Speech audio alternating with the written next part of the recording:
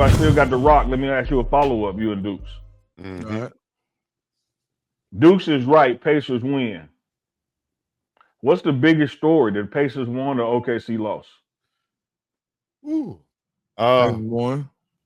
I would say Pacers won also. If they win, Rick Carlisle gonna have a big hand in it. And you will hope that he's got something up his sleeve that he hasn't shown yet just for this moment.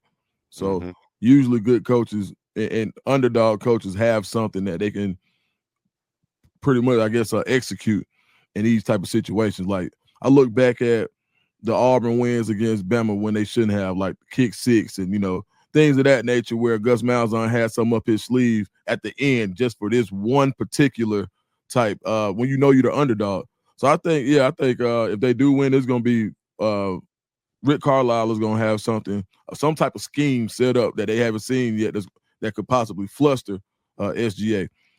What you think?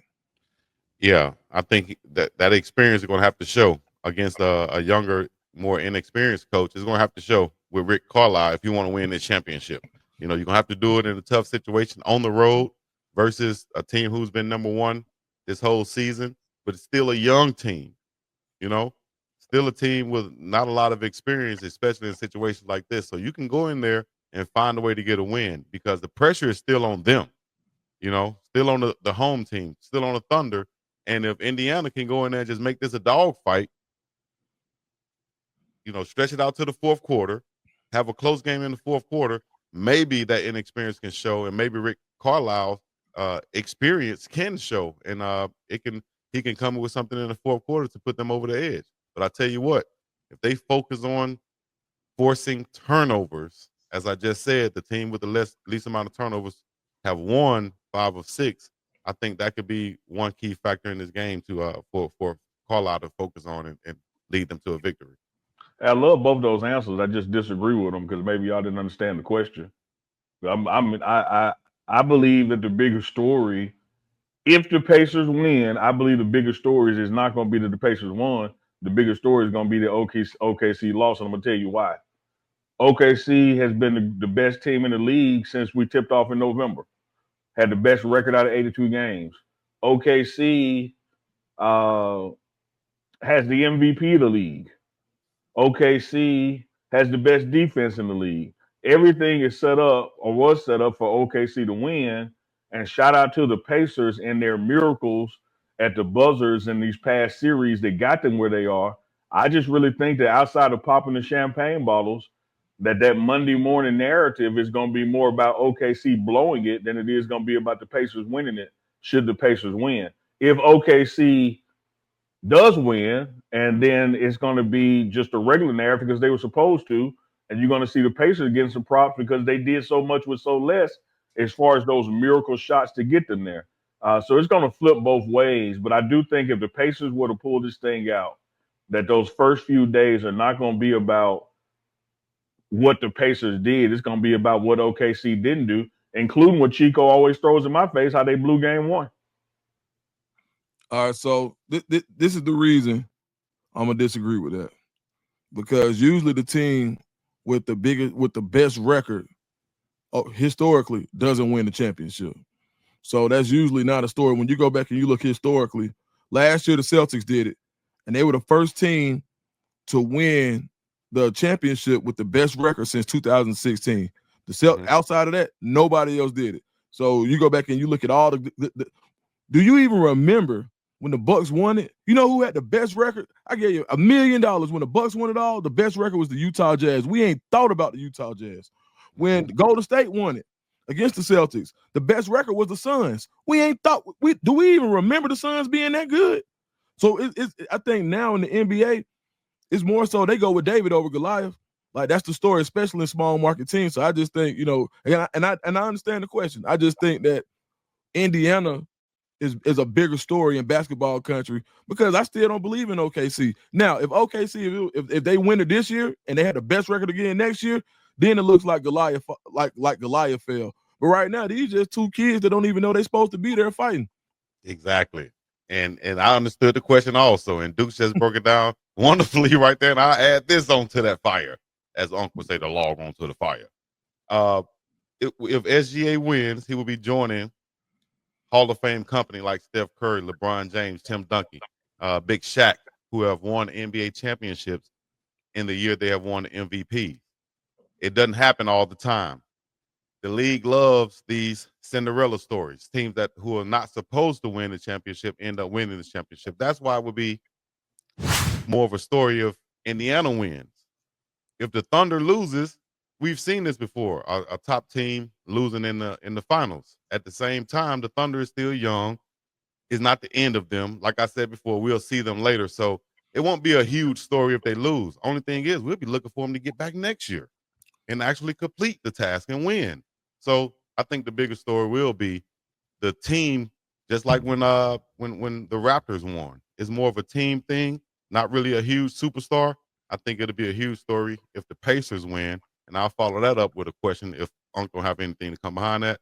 If you do, you can. But also, who would be the MVP of the series, no matter who wins? If the Thunder wins, who would be MVP? If the Pacers win, who y'all think will be MVP? Uncle? Oh, I was waiting on Dukes. My bad. If Pacers win, give me Halliburton with the false step forward. Then he got to step back again because it's gonna be Siakam. And then on OKC side, give me Sleepy with the Chico braids. What's his name? Wiggins. Yeah. No. Williams. Williams. Give me Williams. Give me Siakam for the Pacers, and then Williams for OKC. I'm a ride. I'm gonna jump in. I'm a ride with Uncle on that one. I like them too. Yeah, that's why I was going to Siakam and Siakam and Williams. I mean, it could be a toss up. SGA could get that too. But only reason I think it, and the reason I'm going with Williams, because I don't think they win this game without him. Yeah, and then the games they won, they don't win without him. Yeah, yeah. Hey, I'm gonna tell you what though, man. I just looked at the spread. I think that 40 he dropped solidified him as Finals MVP if they win. Yeah.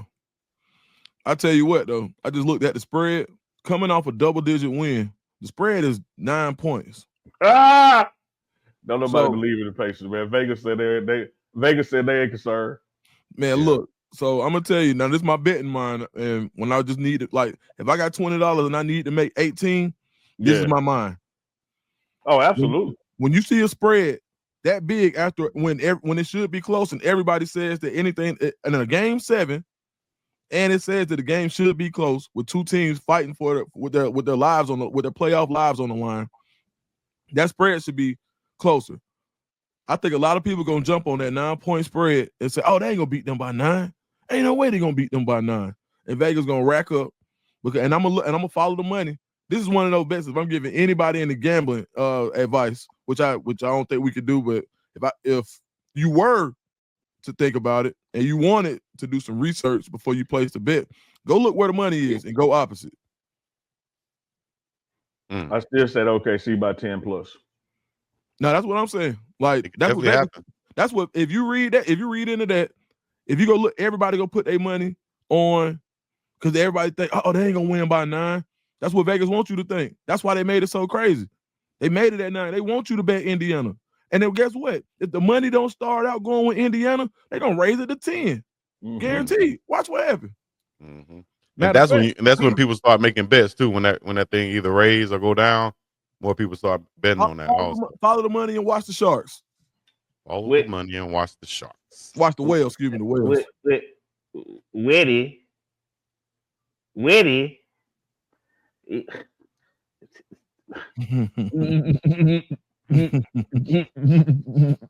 crazy, boy. You damn right I'm with it. What you talking about? You don't remember Harlem Night? Yeah, Harlem Night. You too. Champ. You gotta follow the money, baby. Hey, they put all the money on one side. Follow the money. Man, I'll tell you. Winning. Hey, champ, I put it all on you. You getting ready to be a rich.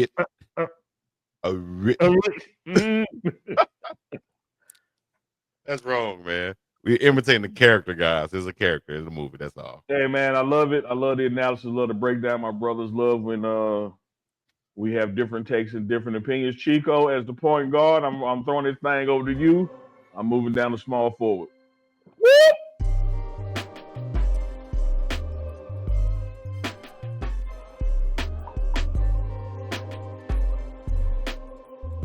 Okay. Absolutely has no feelings.